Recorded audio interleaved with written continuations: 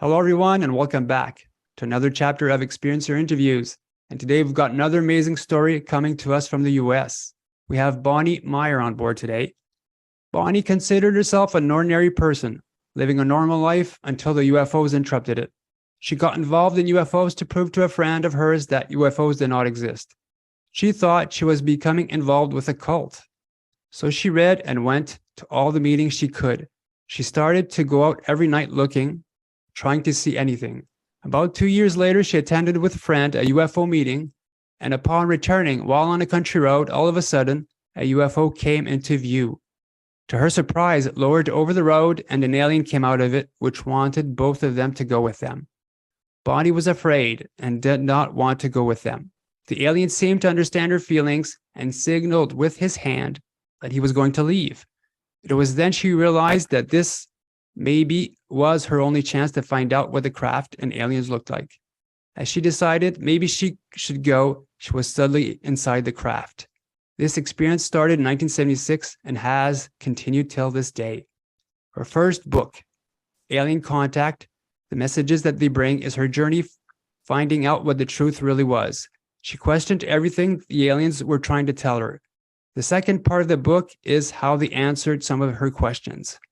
Bonnie has read many books on alien abductions, and this is not the typical alien book. This is contact, interaction with the aliens, and their willingness to answer questions. Her second book, The Unholy Alliance, A Global Deception, was made to bring out the information she collected regarding all the interference done by negative aliens and the secret government. And a new book just came out in 2022 called Hope, Messages from the Aliens during the Earth's time of transition. So Bonnie, thank you so much for coming on today. Thank you for having me. I'd like to ask my guests when they come on, we do tend to get into a lot of their stories, but I like to know the Bonnie as a child. In what type of environment did you grow up in? You know, your household, was it a religious household? No, it wasn't a religious household, but my parents were very kind and understanding, and they never talked about anyone in a negative way. I'm an only child because my father was drafted into the Second World War, and when he came home, he decided he did not want to bring another child into the world and have to see and do what he did. So I was an only child and very lonely as a child. Because I have no one to play with, no one to interact with. But I'm married at 18 to my husband. We had 2 children. And he came from a family of 10. And I, being an only child, we had a lot of problems to work out. I did not know how to fight. I did not know how to stand my own ground. So I had a lot to learn. But he traveled with his job, and he was sent out to New Milford, Connecticut, where I met a woman who became my best friend. And lo and behold, she lived on 3rd Street, and I lived on 8th Street in the same town in Wisconsin. And we became best friends. And she's the one who got me involved with the UFOs, because I did not believe in anything on this topic. It was never brought to my attention. And therefore, I wanted to prove that she was wrong. So I tried to talk her out of it, and I couldn't talk her out of it. So I decided I had to prove it by attending meetings. And the more meetings I attended, the more I realized something was going on that could not be explained in a normal way. And so in 1976, she and her 5 children, I, and with my husband and 2 children, and another friend who had 5 children also, went camping. And we decided that we were going to go to a UFO meeting that was about 30 miles away. So my husband was left with all these children at a campground, And I really felt sorry for him, but he said, go ahead, and you enjoy going, go ahead and go. So we went, but we promised we'd be back early. So we went. The meeting got over about 10 o'clock. So we just said their goodbyes and we started back. And I was driving and I went the normal highway way. But for some reason, I decided to go to the campground by a back road. I turned on the country road and there was a Bean City sign. Bean City was a tavern and like 2 houses. And I never saw that because a UFO came down. It was so large, it covered the country road and each side of the road had a ditch. It was that large. And an alien came out of it and he waved like, come on with us. I was pretty shocked, surprised. I didn't expect to see anything that close. I was standing behind the door and my girlfriend was crying in the front seat. And then he kind of made a sign like, you don't have to come. That's all right. And he started to leave. And I decided, I've been studying this for 2 years. If I don't go now, I may never find my answers to everything I want to know. And I found myself at that instant inside the craft, which was much larger looking on the inside than it was on the outside. And there were 3 aliens in there. They were about my shoulder height, and I'm 5'6". And they had on silver uniforms, silver boots, and they had like motorcycle helmets on the front. So I could not see their faces. It was black. And I started looking around and I saw a window that showed the sky. And I went over and there was like a chair. So I sat on it and I could see the instrument panels. And on the instrument panels, there was some with buttons, with colors, and there are some with designs on that almost looked like hieroglyphics. So I assumed it was some kind of signs that almost anybody would know what they meant. Like on the bathroom doors, you have a picture of a man and a woman, so you know which one to go into. I kind of felt that way. And one was behind my left shoulder, and I kind of got in my mind, go ahead, press some buttons if you want to. So I pressed the button and all of a sudden the screen changed. All I saw was black sky with stars. And then all of a sudden, all I saw was trees coming at me because the craft was going almost straight down. And I jumped up and backed away. And I got the feeling they thought it was hilarious that I got scared. But that was it. And I looked around the craft and it was seamless. I couldn't see any seams or anything. And then I started to think, I think I want to go home.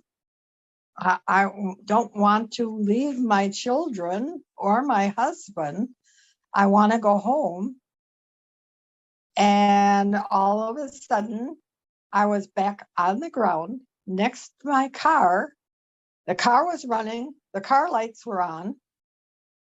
And I got in the car. My girlfriend got in the car, and I never saw her in the UFO, so I don't know about that. But I got in the car, and I looked around, and I did not know where I was. It was completely different than where I had started out from.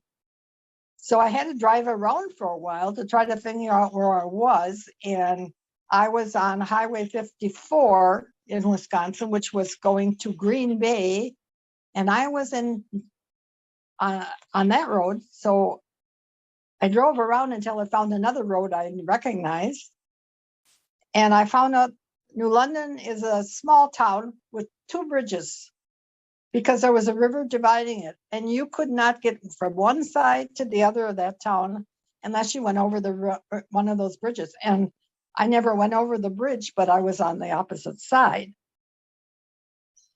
Well, I finally figured out where we were. We went back over the bridge and found our way back to the campground. And my girlfriend, the one that was left at the campground, came out running. Where have you been? You told us you were coming home. We expected you at 10:30. It's now 12:30.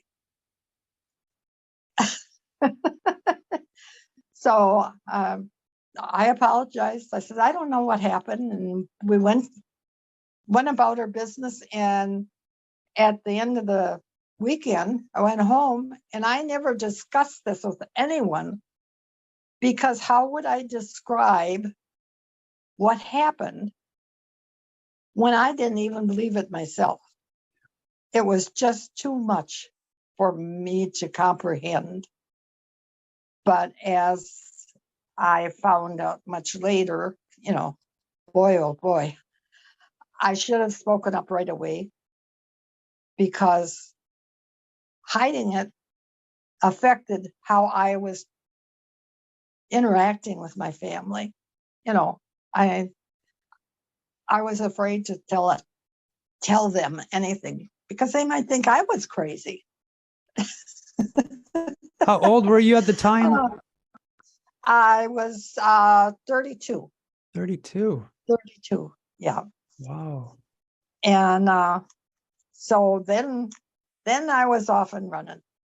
My girlfriend and I go out night after night. We found every light to the airport, every radio tower, every light. So we knew what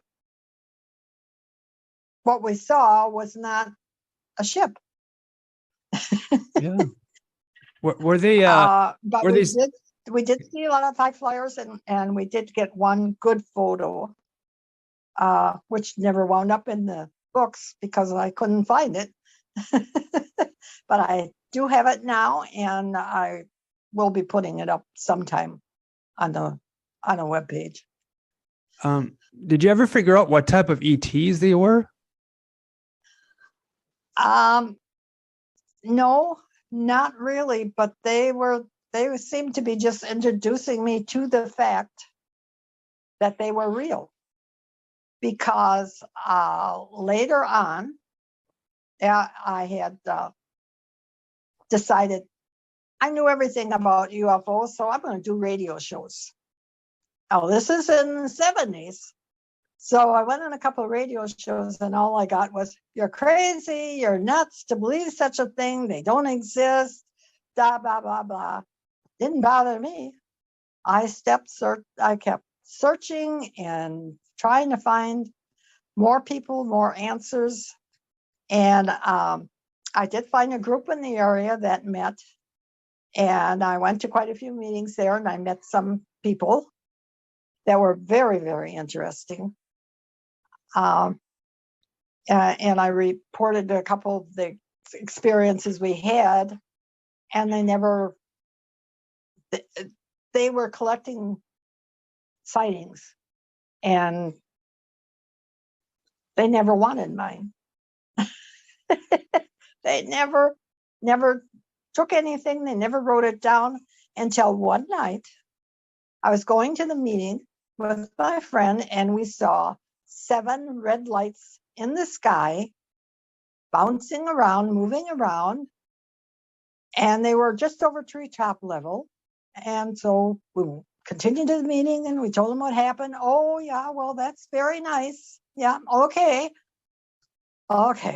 So some people came in all excited. Oh, guess what? We just saw 7 red lights in the sky, and they were going all over. Well, the files came out. We had the papers to sign, and what we saw, and where it was, and what happened.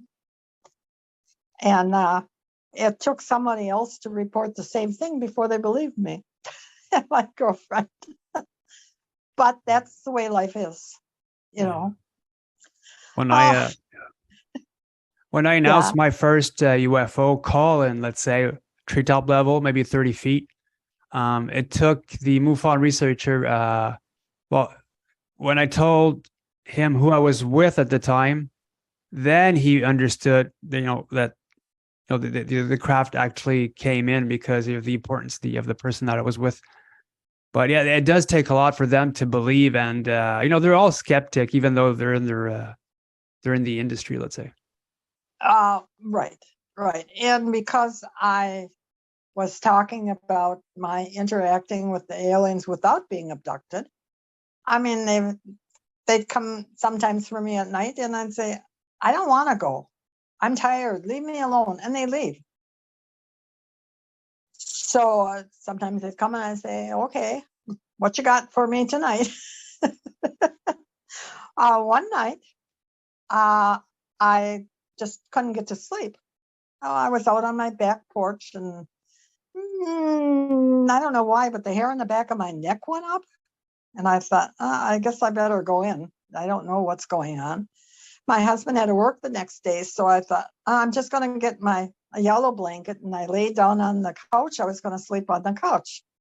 I laid down, and I was just relaxing when all of a sudden the room was so bright.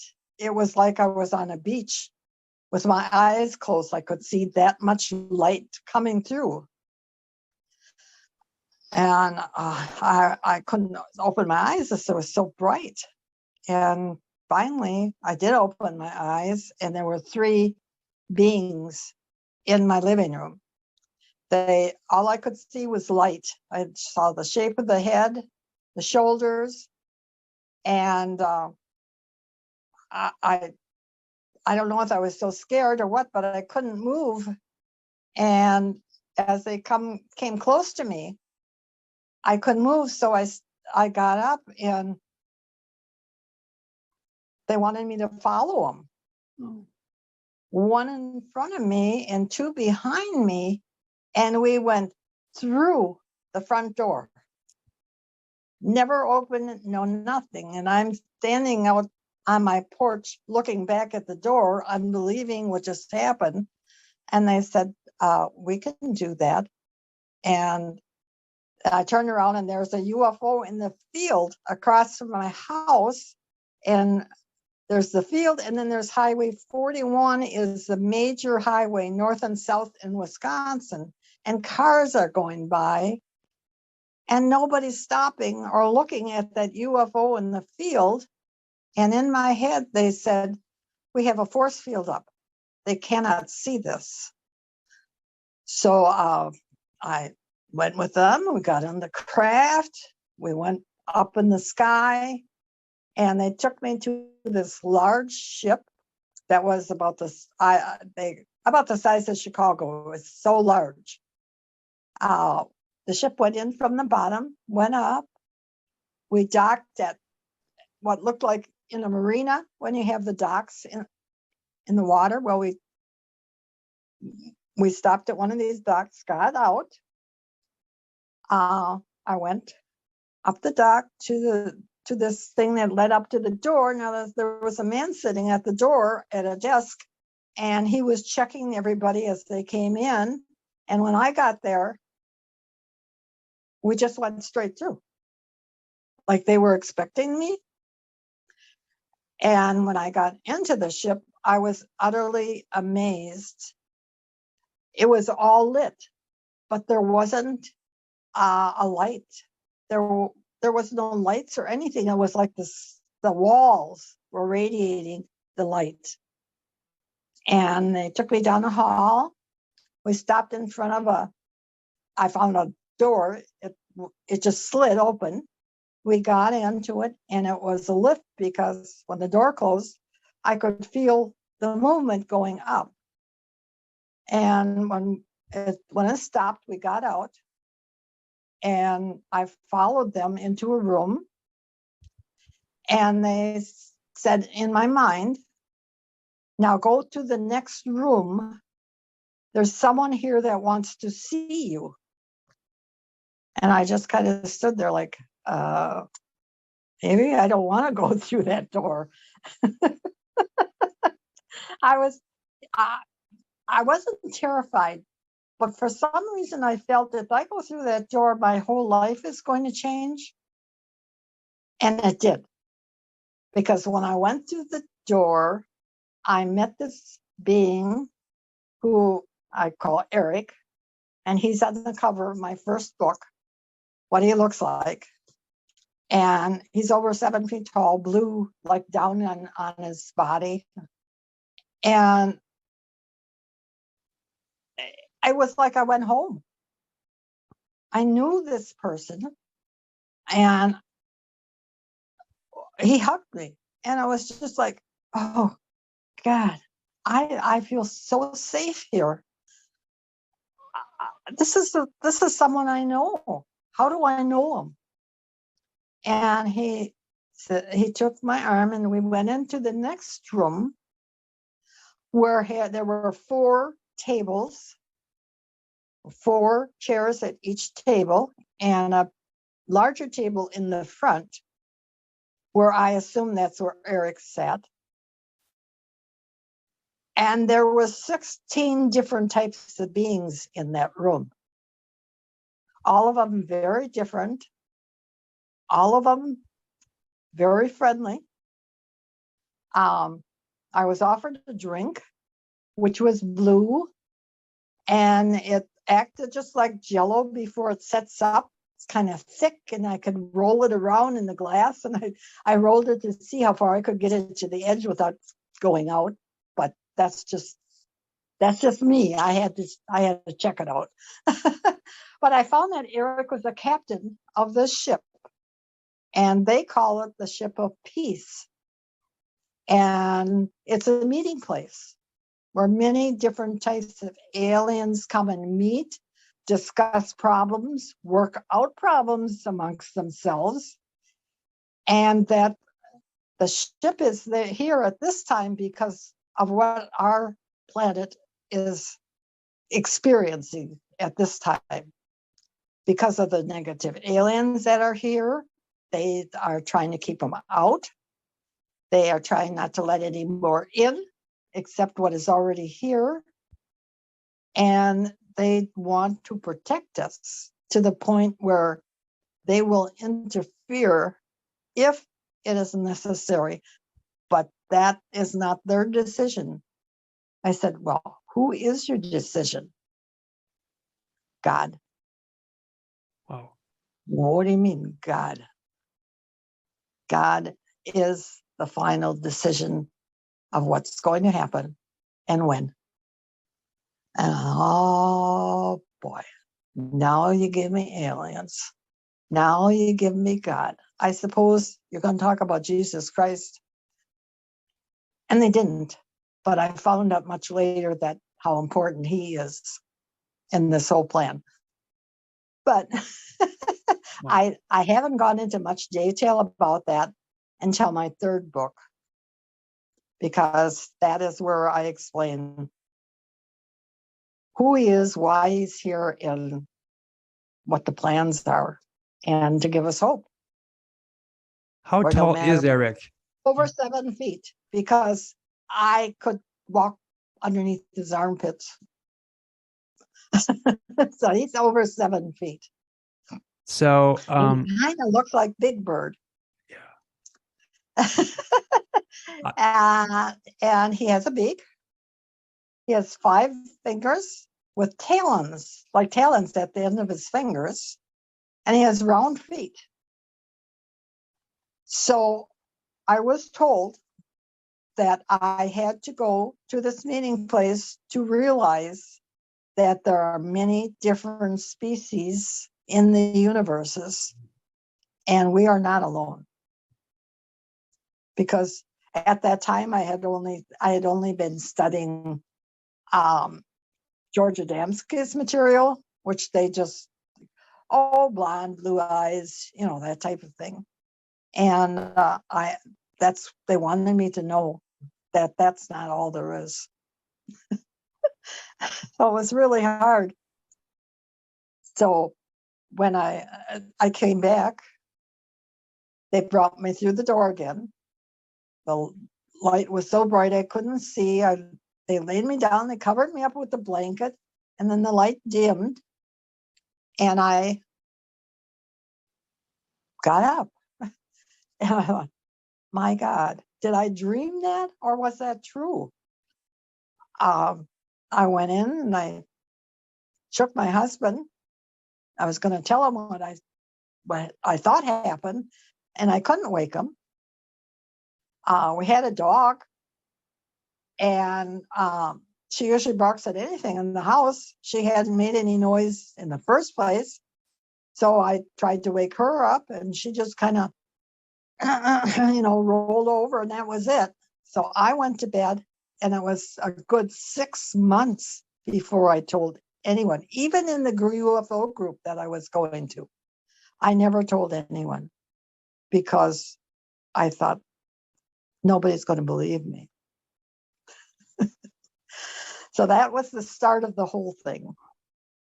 So, could you describe what the peace ship looked like? it's about the size of Chicago. It has about 13 floors to it. Some of them are a mile high, especially where the equipment is kept, because they have to grow their own food. They have a place where they,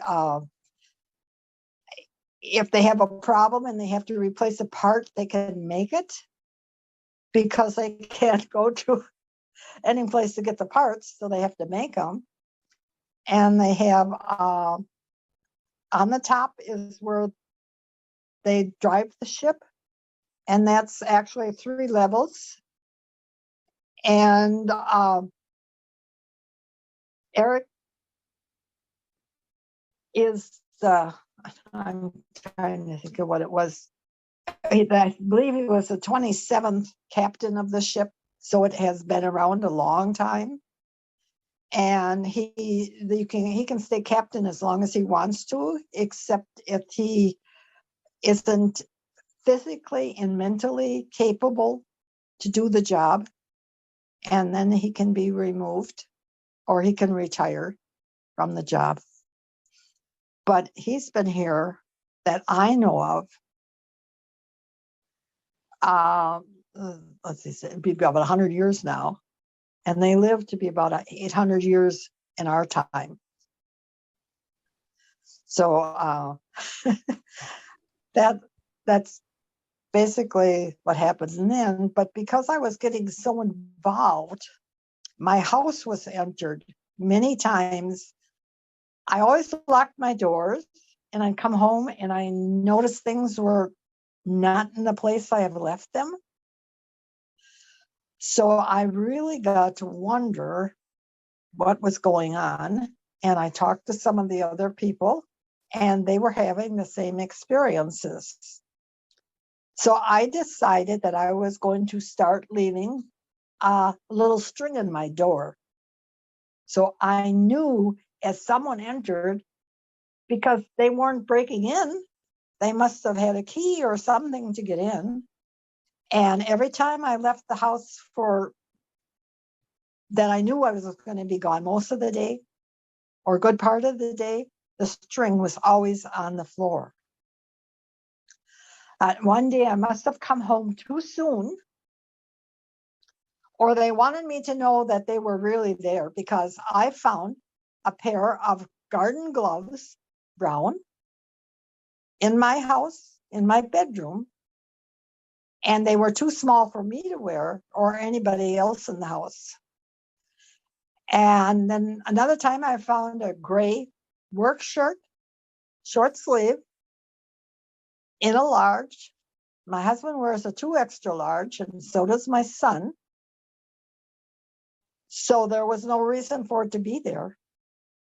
So I knew what was happening. That, somebody, I didn't know who, but I assumed it was the government, because the phone was tapped and I could actually hear the equipment when it turned on. Sometimes I could hear their voices talking, and I'd say, "Hey, fellas, why don't you just come and talk to me? I'll tell you everything I know. You don't have to do this cloak and dagger stuff." That went on, and it's still every once in a while I hear that. And another time I came home and I found a bouquet of dead black flowers on my back step. And I thought, I think it's time for me to back off a little bit. So I backed off for a couple of years, and didn't put myself out there too much. But then we did get we did a TV show, my girlfriend and my friend Russell. We did a TV show on UFOs at the local channel, and we did that for about a year. And we did part of it was call-in, but we were getting such stupid call-ins that we decided to give it up. Call-ins like say, have you ever had sex with an alien, or all that kind of stuff. So I said, no, this is not going anyplace. It's just becoming a laughing stock. So we quit. There comes a time when you have to decide, is it doing any good? Are you meeting anyone? But years later, I did meet a woman who said, oh, I love that show so much.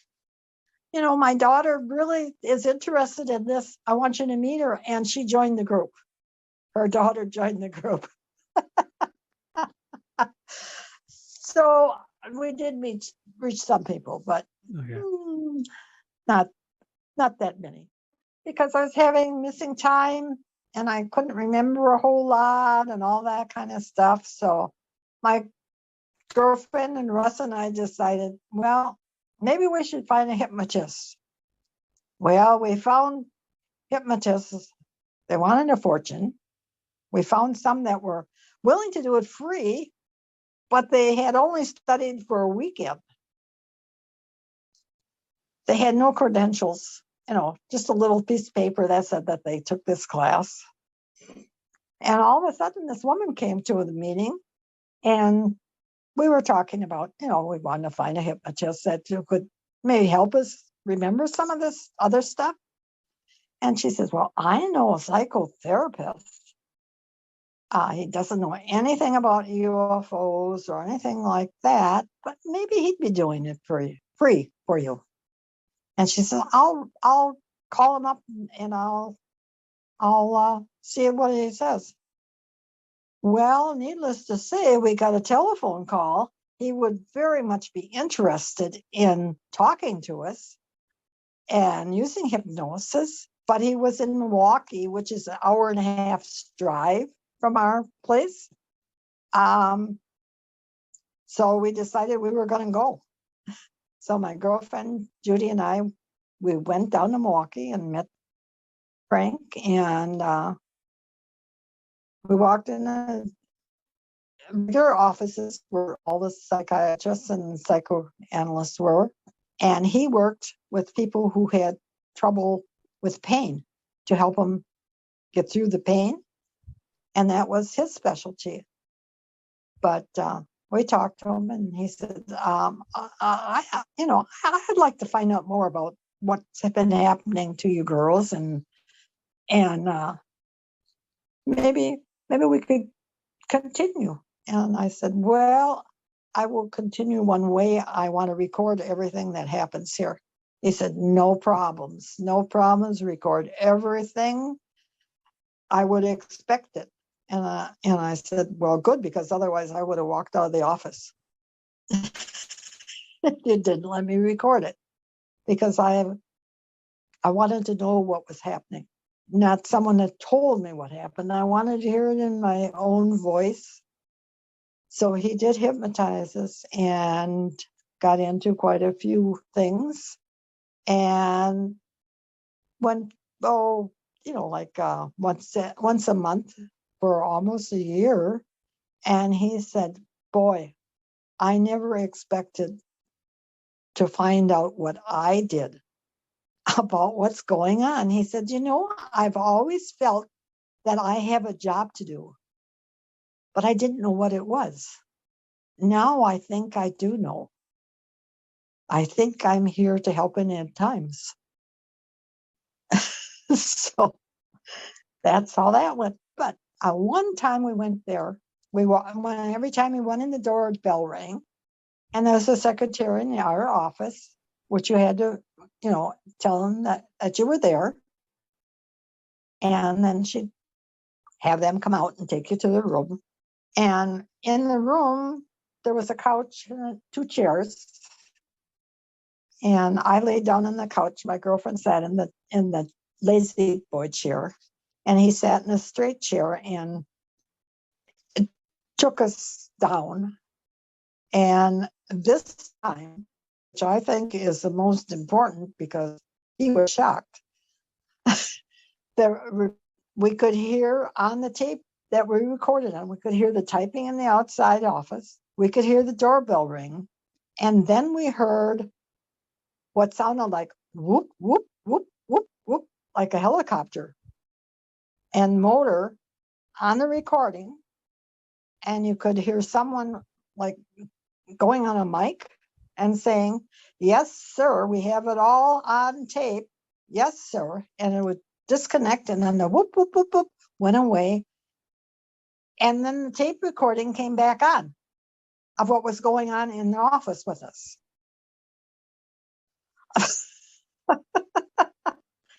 So I'm assuming that somebody was interested enough to try to record it, whatever was coming through, which he actually got to talk to some of the aliens. The hypnotist, he did. He asked if he could speak to them, and they talked to him. And to me, it was just I don't know, it was just like we met someone, they helped us, and then they left, and he left after a while. And it's when we needed someone to help us, they always seemed to show up. But now, can I ask you, did the hypnotherapist talk to the aliens through you, or did they physically appear to him? No, they talked through me. Okay. To him. But he said, "It's not you. It's not your voice changes. Your inflection on words are different." Like they didn't quite know what words to search for, to use, and that type of thing. And it was just so shocking. So at another meeting, a woman came in with her daughter, and she said, "My daughter channels." "Oh, you channel? Oh, that's interesting." And she said, "Yeah." And we left it drop, and we thought about it, and I thought, maybe we should ask her if we could attend a channeling session and see what was going on. And she said, "Sure, come on down. I'll channel for you, no problem at all. No money, no nothing. It's all gratis." She said, "I do it free." So we went down, and this being came through, and he said his name was Amon, Amon, because it was a group of aliens, and they talked, and all of a sudden they stopped, and they said, "Bonnie, you are going to channel."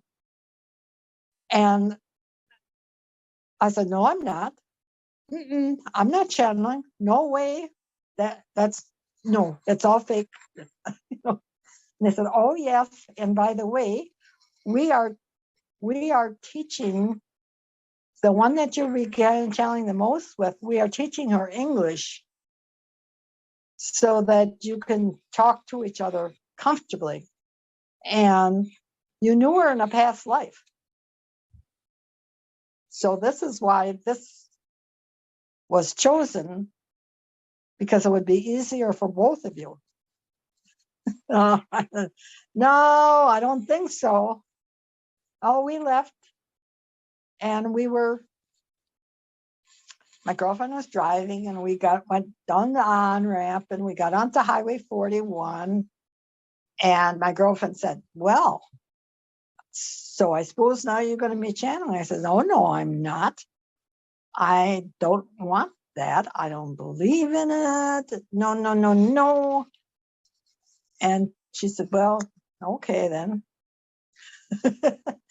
And so we were driving home, and we noticed this gas station we always see.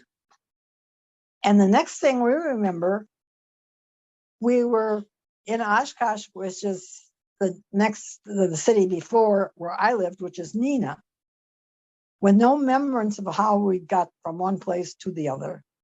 I said, okay, it happened again. It happened again. And so we just let it go at that. I said, no, I'm not going to do that. And all of a sudden all I can say was like a ticker tape in my head. I could read, or it was like thoughts, and I could read them. And someone was talking to me.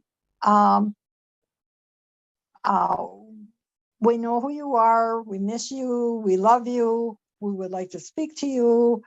And I just wouldn't, no. And this normally happened when I was cleaning, like scrubbing out the bathtub or something, where I didn't have to think about anything, and that would happen. And all of a sudden, I had voices in my head. And as they said, it's time now for the channeling to start. And I said, oh, boy, I don't think so. But my girlfriend and I were together, as we normally are, chit-chatting back and forth.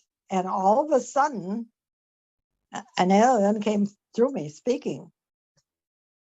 And gave it's on our website, the first thing, and it was Eric, and he said, greetings, we are aliens in this and that, and different things. And by the way, we insist that everything be recorded, because your memories are so short, and you will not remember anything that happens during these sessions. So they have to be recorded, and then they can be transcribed, and they can always be checked for what we said and what we said was going to happen. And that's what we did. And that was from 80 to 2010.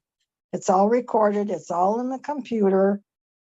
And we have printed copies, and we have, sticks with it on. And that's basically where the second book and now the third book has come from. But there's so much more, because sometimes there was 5 and 6 of these meetings a year. Sometimes it'd been months. And what it was different is they didn't come in and just talk. They came in and said, you have questions. And questions could be asked. And they answered most of them, like about space and about the moon and what they ate, what their planets were like, how long they lived, all that kind of stuff. They answered them. And sometimes the question was asked, especially about something happening in the world. And they'd say, well, we know about that, but we cannot answer it because you may disappear. So we have quite a few of those questions. And sometime we are going to take all those questions and put them together and put them out on the web. Because it seemed like they were worried about certain things that we wanted to discuss that weren't healthy for us. Yeah. Oh, I yeah. hear you. Oh, Yeah, I've had my phone was tapped for a year. yeah. When only with 2 individuals though, my ex-abductee and another contactee friend. And as soon as they were called up, I started hearing 1980s beeps. And then eventually, like, she would, one of my friends would, take up the phone, and then I'd hear somebody take up another phone on the other end. Right. So we're doing a sort of 3-way type of thing, but only 2 of us were talking. Eventually, we spoke up during the conversation, and eventually, after like a year, we heard someone hang up, and we didn't have anything after that. Well, you know what? my friend Russell, even to this day, he's being followed.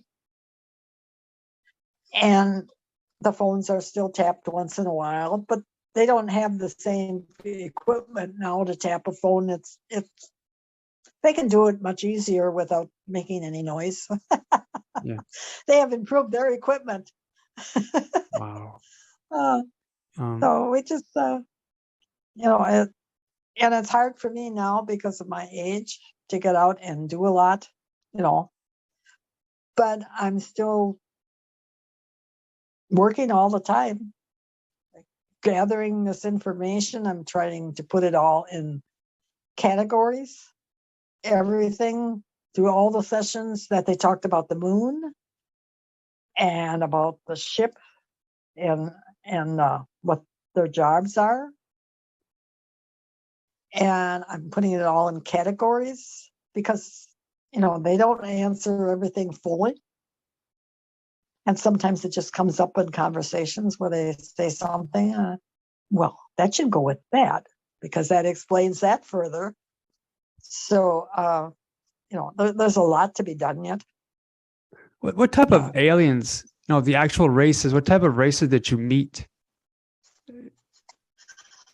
Well, I didn't get the names, but there were some that were the typical brown robes with hoods and the sash.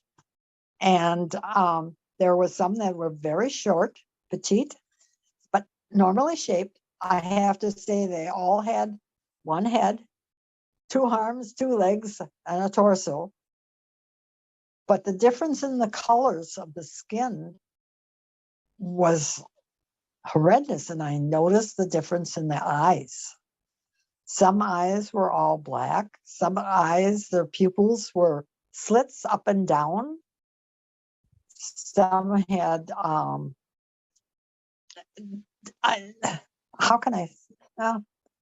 hardly any ears. Some had very small noses. Some had very, very long arms.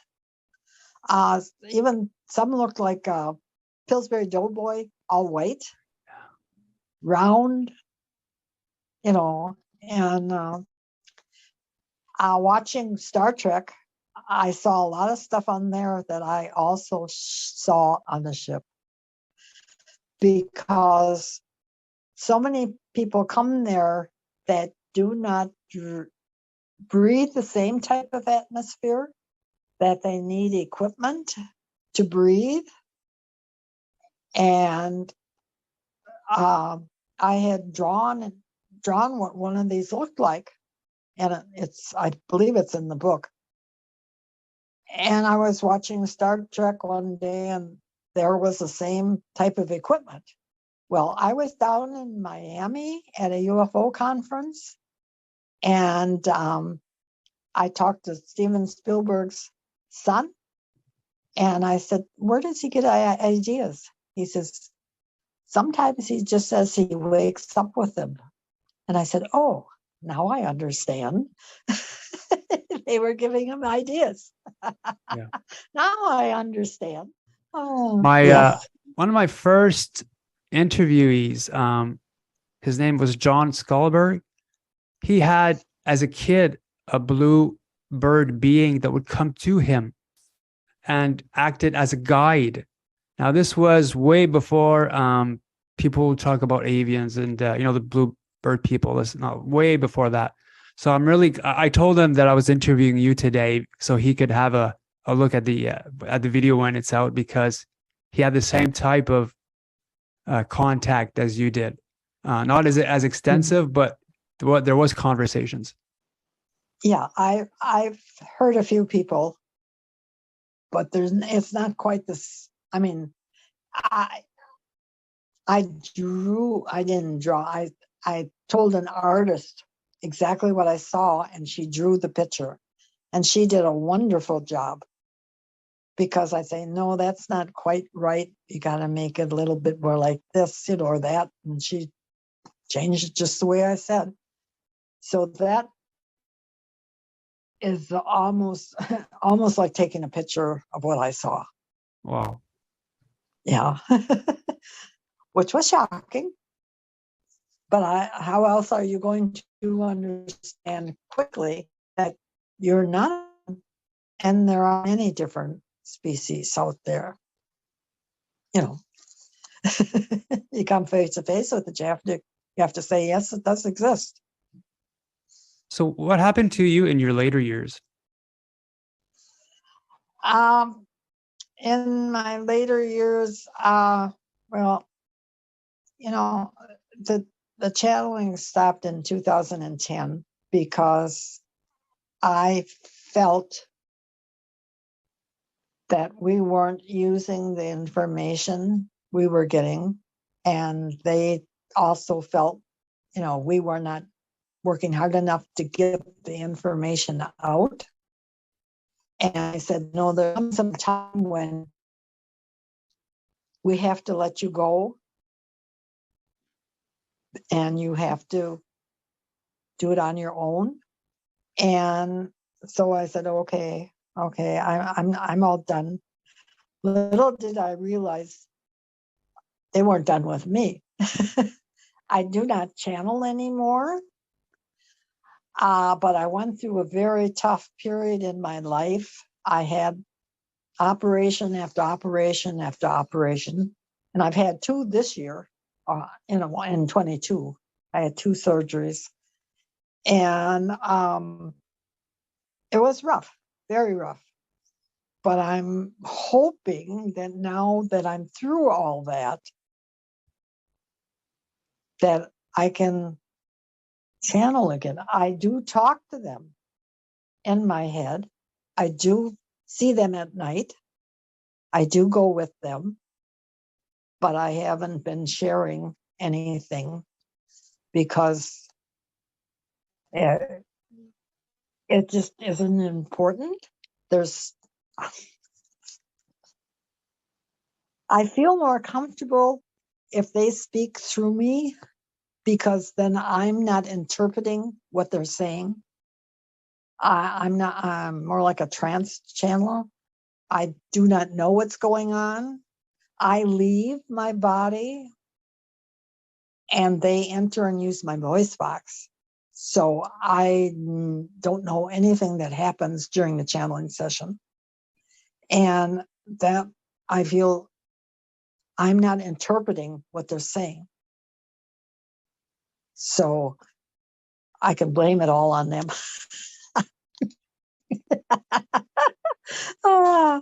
Not really. No. Not really. But, that's just the way it is. I feel more comfortable that way. But I'm hoping to start again, because I'm hopefully finally on the mend. And I have you ever heard of Heidi Hollis? She is the originator of the shadow people. She's the first one that talked about them. And she's come back in the area, and she says, Bonnie, you've got to start channeling again. Can we sit down and talk about it? I said, yeah, after the first of the year, let's sit down and talk about it. Because she said some of that information was so important. And times are so rough now. Things are happening so fast that people need a little guidance. And yeah, I think they do. But through the years, they have. I was raised with no religion, and they have brought me back to believing. Well, I always believed in God, and I always believed in Jesus Christ, but I never knew how important they were. And the aliens have explained that all the aliens that are spiritual realize that they have been created by the creator of all. That's what they call him. And they said that would be like what you call God, but they call him the creator of all. And they said, Jesus Christ did come to help you people. And he has been on many planets that have been in trouble trying to help. And he will be returning. So that's what they said. So I thought, well, I guess maybe it's time to put out that message. And that's why I called it hope, because as far as I see, it's probably the only hope we have. Yeah. I don't know who to trust. Yeah. It's gotten to the point where, you just can't trust anyone, especially when you turn the TV on. Yeah. I've stopped watching TV. It's all programming now. So when you see what it's really about, even people even friends, coworkers, can't trust them anymore. I've just talking about this. I thought I was going to get slacked off really, from my work. The boss, who I loved as a person and respected, and he told me to not talk about this anymore again, because he was either pissed or freaked out, and got to be careful. Yeah. You have to be careful who you speak to. That's for sure. But in this, like you're doing, if they don't like it, they can turn it off, or they can listen and learn. And same thing with a book. They pick a book off, they read it. If they don't like it, they can throw the book away. Or they can read the whole thing and maybe learn something. As I know, I learned an awful lot from books. I have a fairly large collection. And I started with all the older books from the 50s and the 60s. And you know what? I don't very often buy a book anymore. I just don't. I'd rather go back and read those, because I think there's more truth in them than there is in now. Yeah. Just my opinion. I never figured out why, like back in the 50s, 60s, a lot of was, again, like you talked about earlier, the blonde Nordics, the blonde people, human looking, pretty boy, pretty girl. And why it eventually changed until, to the grays and the reptilians. And then you start hearing about mantids. Never understood why there was a change, but still pretty fascinating. Well, the few books that I've read about the grays and reptilians, I've written to the authors and said, at first you say it's horrendous and it's terrible and they do terrible things, and then all of a sudden it's wonderful. They tell you all these important things. What was the thing that changed your attitude? Why did you change your attitude, and whether it was negative or positive? I never got an answer from any of them. And I thought it was a reasonable question. Something had to change your perspective. I know when all my perspective changed. Bonnie, could you tell me what happened to you that made you change your perception on all of this? Actually, meeting face to face and seeing that the ones that I encountered were not negative. They were very kind, understanding, and if I felt uncomfortable in a situation, they always backed away from me. They said, our job is not to hurt you. We only want to let you know that there are positive beings in the universes, not just universes, but there also is the negative. And we want you to understand that you can protect yourself from them, because you have a gift inside of you And that is the gift from God. That's your light. And with that light, you can repel negative beings. And they taught me how to use it, how to do it. And I've taught everybody that, it's not something you can learn in 30 seconds. It's something that you have to learn and then remember to use in any situation that you're uncomfortable with. So, it was just these little things that they were willing to share with me to give me the knowledge that I am a good person and I can protect myself from negative things and negative beings.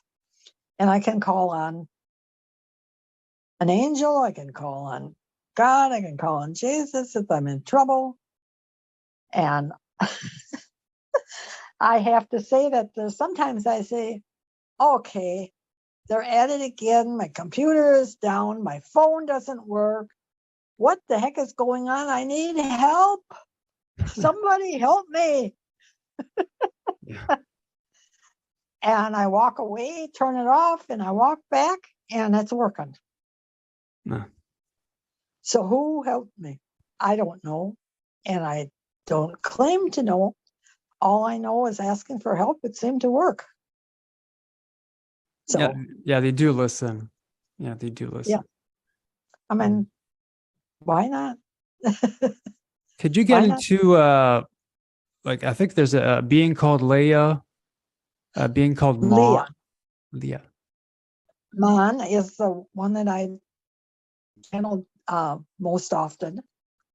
She's about 5 feet. She has blonde hair, blue eyes, and very human looking, except she has a little different shaped ears. But she comes down to the planet and can actually walk on it and not be recognized. And Lee is, maybe about 5 feet.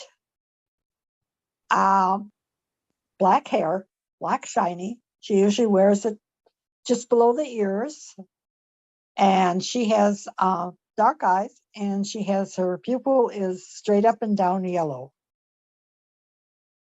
And she is the captain also of a ship. And she runs a shuttle service between the ship that she's on and the peace ship. So she shuttles a lot of people back and forth to meetings. Oh. And she is very versed in our Bible. If we have a Bible question, we go to her. She's around. We ask her every question we can think about the Bible. And she has said the Bible is the best history book for the planet that you have. They called it a history book. Imagine that. Well, yeah, it is. It is a history of a planet. Yeah. It is. I mean, the time that we've been on it, not the whole planet, but the time we've been on it. And they also have a book on the history of their planets. So we are not so different in that. Yeah. Wow. Not so different than that at all. Now, I've got a photo of you walking on fire. Is that it? Yes, I have. I did firewalking. At the time, there was a lot of firewalkers on television and everything. And my hypnotist called me up one day and he said, are you sitting down? I said, no, I'm not sitting down. He said, would you sit down? I said, sure. He said, I'm going to do firewalks. Would you like to come and do one? I don't think so. He said, well, the offer's open. If you want to, just let me know. I hung up and I walked away. And I thought to myself, now, wait a minute. You always wondered if it really works, how it works. I went back to the phone, dialed them up and said, count me in. And I did, I know 4 of them. I think I did 5, but I do not have any proof of that one. But I didn't, and I got a couple friends to do it. And he said it was a metaphor to learning that your body will take care of your body if you need to and you let it. So I walked on all those times. I never got burned. The first time I did it, and it was in November, so it was cold. And afterwards, you get to the end, and they hose you down, so in case there's any embers, and you're not, you could get burned then. I went to the car and I searched my feet looking for burn marks or blisters, and I had none. And I said, my God, my body did take care of me. Wow. So it was just another learning experience. And he did, I think, 5 of them, but I only found, stuff from 4 of them that I knew for sure. But it starts with a cord of wood. You start in the morning, it's a cord of wood, and it burns down to embers. And you put it in this 12-foot long thing to tap it down. And then you stand he gives a little speech before, that you should, whoever you believe in, ask them to help you to realize that you have this protection. And it lasted about 45 minutes, and then it all went back outside, and people started going down. Some people ran down. Some people meandered real slow. Some people actually danced going down. It was very interesting to watch all these people and how they approached it differently. But would I do it again? I don't know. Maybe. I'd have to say maybe. But at my age, I don't know if I could. I'd have to take my walker and go across the coals, and the wheels on my walker would burn up, and I'd be stuck. But I would love, if I was capable, I would love to do it again, but I don't think I'm capable of it.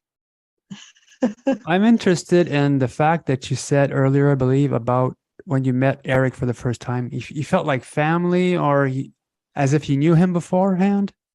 Yes, I felt it. It was just like going home. When you go home and it's family and all hugs, and that's how I felt. I felt like I'm finally home. Because I'm even to this day, I really don't believe Earth is my home. Yeah. I mean, I live here. I was born here. But now with all my experiences, I know that I came from someplace else. Oh. I just think my life would have been very boring and dull without this. Yeah. Although my children aren't too happy with me. Oh, Mom, you're at it again. I said, why don't you read my books, and then you know what I am about? And my daughter said to me, Mom, would you please write your whole life down? Your books don't tell the whole story. And I said, well, where do you want me to start? She said, well, start with you being born and end up today as you are now. I want to know, because I kept it away from my kids while they were in school, because I knew they'd be teased, and, your mom's a crackpot and everything like that. So I kept it away from them now. Yeah. I just wanted to protect them. Now I give my grandchildren my books. And they read them. Yeah, but you did well, because just look at child services, how much power they have over us now. Yes.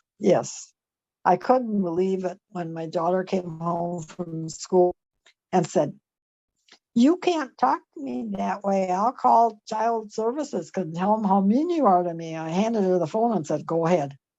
You have to prove it. Yeah. She hung up the phone, and that was the end of that conversation. So that's just, that's just the way things went. So do But you have yeah, like a final story perhaps you want to get into, or perhaps a closing statement about, the time, because your last book really is about hope. So perhaps you got something to talk about that. right.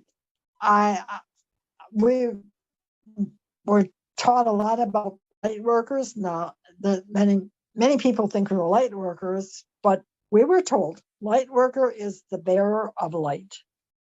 They are here at the planet to spread the light so that the planet will survive.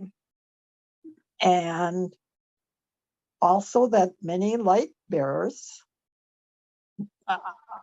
are having problems because of drugs, alcohol, addictions of any kind, including love.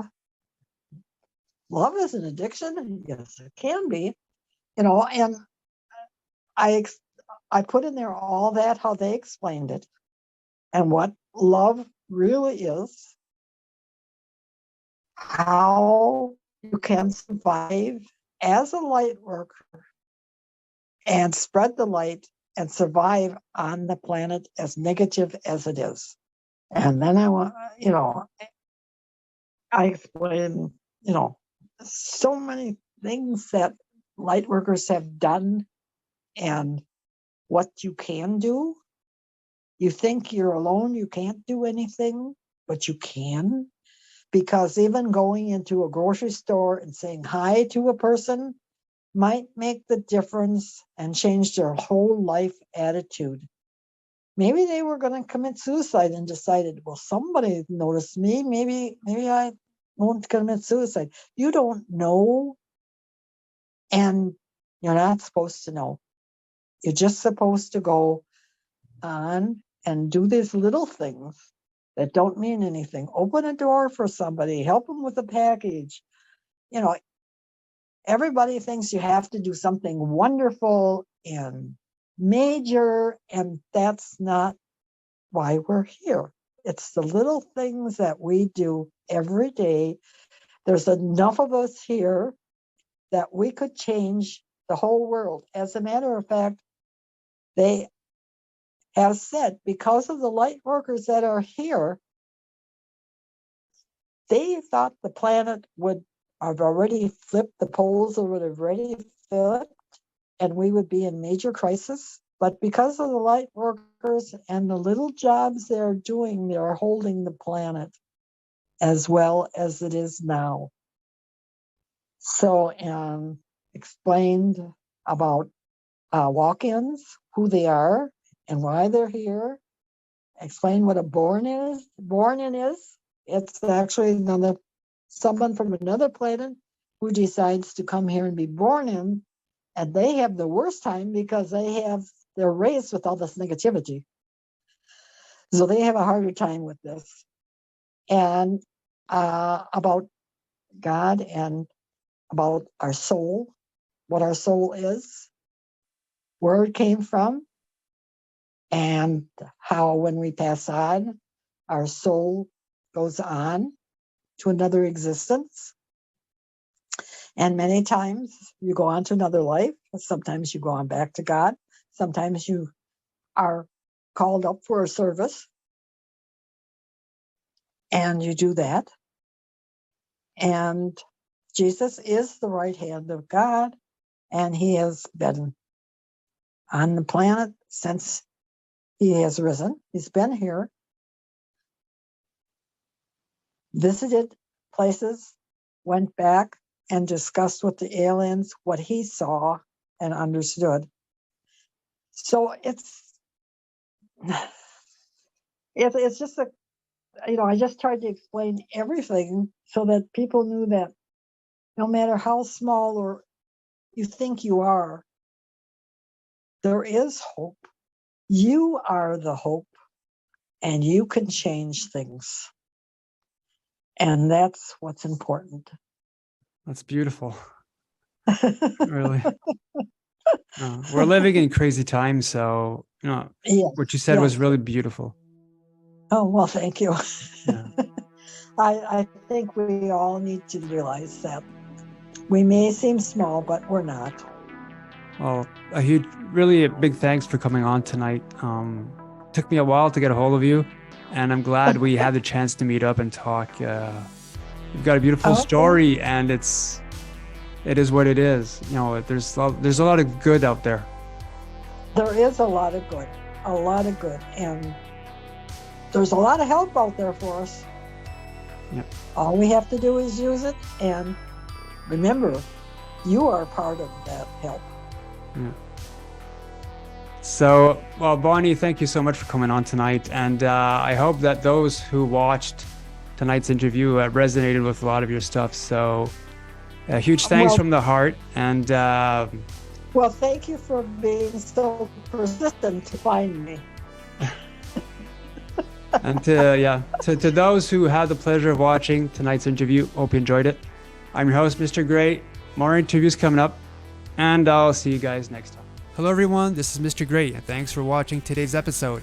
If you are an abductee, contactee, or experiencer, and you believe that your story could help others, please feel free to contact me through my YouTube channel email. When it comes to experiencers, the ET phenomena, and the future, remember, truth will out.